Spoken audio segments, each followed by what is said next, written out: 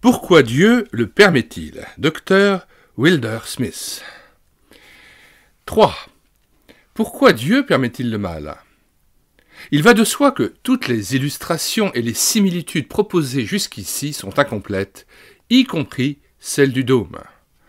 Le défaut de cet exemple, c'est que les constructeurs du dôme sont morts depuis longtemps et n'ont pu empêcher le bombardement de leur chef-d'œuvre. Dieu n'est pas mort, c'est ce que nous soutenons. Dès lors, on se demande pourquoi un Dieu tout-puissant qui, nous l'admettons, aime son chef-d'œuvre, la création, n'a pu en empêcher la détérioration, le bombardement entre guillemets. Nous nous rappelons que dans le chapitre 2, l'auteur parlait de la cathédrale de Cologne qui avait été fortement endommagée par les bombardements pendant la Deuxième Guerre mondiale. Les questions de ce genre, pourquoi Dieu n'arrête-t-il pas cela, surgissent ordinairement lorsqu'on n'a pas pris la peine de réfléchir à la nature de l'amour ou d'une quelconque vertu. En s'y appliquant, on trouve assez facilement la réponse qui satisfait pleinement l'intelligence. Dans le problème qui nous occupe, posons-nous la question liminaire. Quelle est l'essence de l'amour en particulier, de la vertu en général? Sans doute ne pouvons-nous parler de l'amour de Dieu qu'imparfaitement, car Dieu est infini et l'infini échappe à notre pensée. Aussi, n'est-ce pas mon propos de traiter de l'amour et de la vertu du point de vue divin ou humain d'une façon exhaustive? Nous voulons simplement considérer cette question par rapport à notre problème principal. La Bible nous le dit clairement. La volonté de Dieu est que nous ayons une connaissance suffisante de son amour.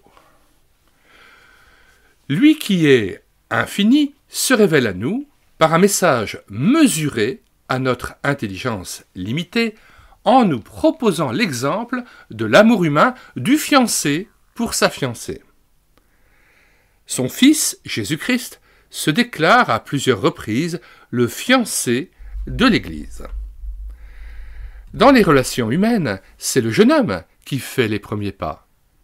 Il se pourrait qu'au départ, l'élu, entre guillemets, l'élu UE de son cœur, ne soit pas consciente des sentiments qu'elle suscite, jusqu'au jour où elle réalise qu'elle est l'objet des attentions du jeune homme. Mais au début, l'amour est généralement unilatéral, et un amour unilatéral peut être très douloureux, car pour être heureux, il doit être partagé. Dans cette situation, le jeune homme se pose une question brûlante entre toutes. Celle que j'aime répond-elle à mon amour? Puis le moment vient où la jeune fille elle-même s'interroge en vue d'une décision. Prudente et sage, elle y réfléchira sérieusement, en parlera au Seigneur dans sa prière, prendra éventuellement conseil de ses proches. Et si elle peut répondre « oui », grande est alors la joie des deux cœurs qui se sont confiés l'un à l'autre dans l'amour et la fidélité. Mais attention, il y a des conditions à remplir. 1. Le jeune homme doit chercher à gagner l'amour de la jeune fille, non le forcer, car la contrainte tue l'amour et ne récolte que haine et amertume. L'amour est lié au respect absolu du partenaire. Il repose sur le libre consentement mutuel, car sans la liberté, tout amour véritable est impossible. Lorsque Eliezer, le serviteur d'Abraham, eut demandé Rebecca en mariage pour Isaac, il voulut tout simplement l'emmener après avoir obtenu le consentement de ses parents. Mais ceux-ci répondirent « Appelons la jeune fille et consultons-la. » Ils appelèrent donc Rebecca et lui dirent « Veux-tu aller avec cet homme ?» Elle répondit « J'irai. » Alors ils la laissèrent partir, Genèse 24, sachant que sa décision libre et publique était le seul fondement valable du mariage. Il en va de même dans tous les pays civilisés où les deux fiancés doivent manifester librement leur volonté par un « oui » lors du mariage civil ou de la bénédiction nuptiale. 2. Le mépris de ces règles a des suites tragiques. Témoin les amours d'Amon et de Tamar, de Samuel 13. Amon conçut une violente passion pour la fille du roi, la belle Tamar. Mais il n'eut pas la patience d'obtenir son consentement. Il l'attira en feignant la maladie et abusa d'elle, tant son désir était forcené. Un amour impatient n'est souvent que du libertinage. La suite de cette histoire en témoigne. Amon eut pour elle une forte aversion, plus forte que n'avait été son amour. 2 Samuel 13, verset 15. C'est ce qui arrive en pareil cas. Le cœur brisé, Tamar demeura seule dans la maison d'Absalom, son frère. 2 Samuel 13, verset 20. La femme souffre plus que l'homme d'une liaison rompue, et il faut apprendre aux jeunes gens que la jeune fille n'est pas un jouet, mais une personne digne de respect. La conclusion s'impose. En amour, la liberté d'aimer est absolument indispensable. Il ne s'agit pas seulement de l'union physique, qui peut procéder de la volupté, mais de l'union de l'être tout entier, esprit, âme et corps. La seule union charnelle pèche contre une loi naturelle fondamentale et produit un endurcissement du caractère d'autant plus grave qu'elle est plus souvent répétée. Elle peut être à l'origine de certaines maladies mentales. Au cas où l'amour fait face à la contrainte, il devient impossible aux partenaires de s'entraimer sincèrement et l'amour engendre l'aversion. 3. En résumé, la condition primordiale d'un véritable amour, c'est l'absolue liberté de l'agréer ou de le refuser. 4. La Bible enseigne que Dieu est amour et désire que nous lui répondions par un amour véritable.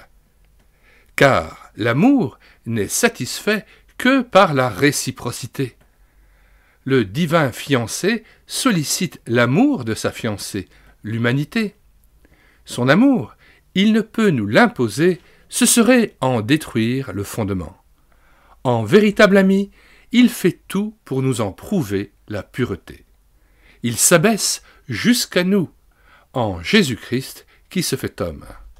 Il se charge volontairement de la mort pour nous délivrer du péché et de ses conséquences. Il n'y a pas de plus grand amour que de donner sa vie pour ses amis, Jean 15, verset 13. Plus encore, il donne sa vie pour ses amis, exemple du plus grand amour dont un homme est capable. 5. Et maintenant, arrêtons-nous à la question suivante. Qu'arriverait-il si Dieu, en créant l'homme, lui avait refusé la faculté de prendre une décision morale, s'il n'était qu'un automate ou comparable à une porte qu'on ouvre avec la bonne clé ou un distributeur automatique qui fonctionne après l'introduction d'une pièce de monnaie? S'il suffisait à Dieu de presser sur un bouton pour obtenir notre consentement, serait-ce là un amour véritable? Non, assurément. Ce n'est pas ainsi qu'il peut naître, ni aucune autre vertu. Pour être assuré de notre amour, Dieu doit nous donner la liberté de nos décisions. Cette liberté implique naturellement la possibilité de ne pas répondre à l'amour de Dieu. Dieu voulait et veut toujours instaurer un règne d'amour sur la terre, mais il doit assumer ce risque. Ce sont précisément ceux qui n'ont guère réfléchi à la nature de l'amour qui imputent si volontiers à Dieu le rôle de dictateur et croient qu'il veut, encore aujourd'hui, nous faire violence. Le même risque existe pour toute autre vertu, par exemple pour la charité. Si je donne de l'argent à un pauvre homme qui a faim, je fais une bonne action.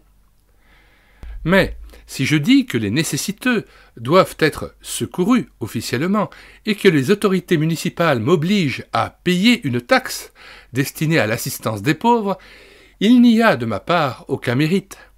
Dans le premier cas, je donne de la main à la main volontairement. C'est une action vertueuse. Dans le second, en payant mes impôts, je ne fais que mon devoir. La bienfaisance obligatoire est un impôt. Si je force un enfant à être bon, cette bonté est bien superficielle. La contrainte seule ne peut mener à la bonté ou à la vertu. Par là, je ne blâme nullement l'emploi de la force pour punir les malfaiteurs, lorsque la force est nécessaire pour maintenir l'ordre. Mais cela n'a rien de commun avec la bonté.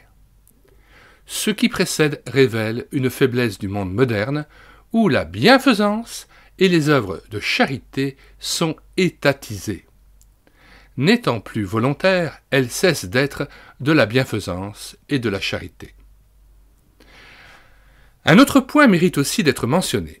Celui qui fait part volontairement de son argent ou de ses biens, qui fait l'aumône, ainsi qu'on disait autrefois, celui-là tire de son acte une bénédiction. Jésus lui-même l'a déclaré.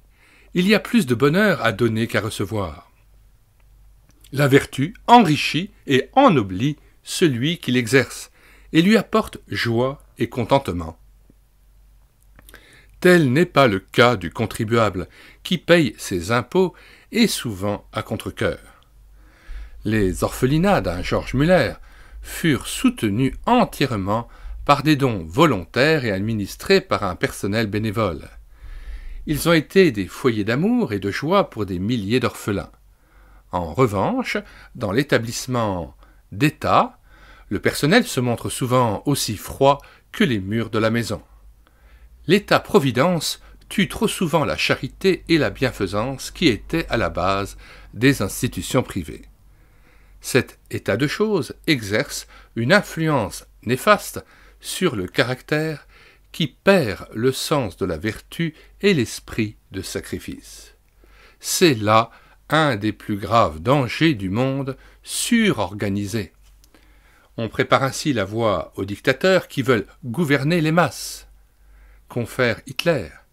La résistance aux tyrans exige la force de caractère, mais le caractère se forge par l'exercice prolongé de la vertu, ou en affrontant les circonstances graves de la vie, jusqu'à souffrir parfois pour motif de conscience. Ces éléments nécessaires à la formation du caractère, le monde moderne, socialisé entre guillemets, tend à les éliminer, souvent en vertu d'une fausse position humanitaire. Couvrir tous les besoins de tous, du berceau à la tombe. Aussi, les êtres forts et prêts à souffrir pour leurs convictions sont-ils de plus en plus rares. En créant le monde céleste et les anges, le plan de Dieu était de fonder un royaume d'amour et de vertu. Mais ils avaient la faculté de l'accepter ou de le rejeter. La Bible rapporte qu'un grand nombre suivit Lucifer, leur chef, lorsqu'il se détourna de son Créateur. Rebelles, ils sont désormais déchus et malfaisants. Ainsi, la simple présence du mal dans un monde créé par un Dieu tout-puissant montre que le bien et la vertu sont véritables, que l'amour est réellement amour, et non, comme on le dit parfois, une forme déguisée de l'égoïsme. La simple existence du mal dans la création d'un Dieu tout-puissant est en réalité une bonne preuve que Dieu est vraiment amour. Après sa rébellion, Lucifer voulut gagner d'autres êtres à sa cause. Dans ce but, il s'approcha d'Adam et d'Ève, capables eux aussi de se décider librement. Faisant un mauvais choix, ils se détournèrent du Dieu unique, introduisant le péché et la souffrance dans la création. Mais n'est-ce pas la preuve de l'estime en laquelle Dieu tient les hommes? Il nous prend vraiment au sérieux, nous, nos décisions et notre amour, et cherche à les gagner tout en respectant notre liberté. Cela explique pourquoi il appelle les hommes par la folie, entre guillemets, de la prédication de la croix, et non en nous envoyant des anges puissants ou des apparitions d'esprits surnaturels qui ne feraient que nous jeter dans l'effroi. Le dessein de Dieu est de gagner notre confiance et notre amour. Aussi emploie-t-il les moyens les plus naturels dont il dispose, répugnant à nous intimider par une démonstration de puissance, car ce serait la méthode d'un despote, non d'un Dieu amour. L'amour que Dieu demande des hommes ne peut leur être imposé. Les miracles même de Jésus sont faits dans cet esprit. En résumé, Dieu a permis que l'univers soit bombardé, entre guillemets, selon l'image employée plus haut, parce que ce risque est impliqué dans le plan qui consiste à établir un royaume d'amour dans la liberté. Et, sans cette liberté, ce ne serait pas un royaume d'amour. Fin de la lecture du chapitre 3, intitulé « Pourquoi Dieu permet-il le mal ?»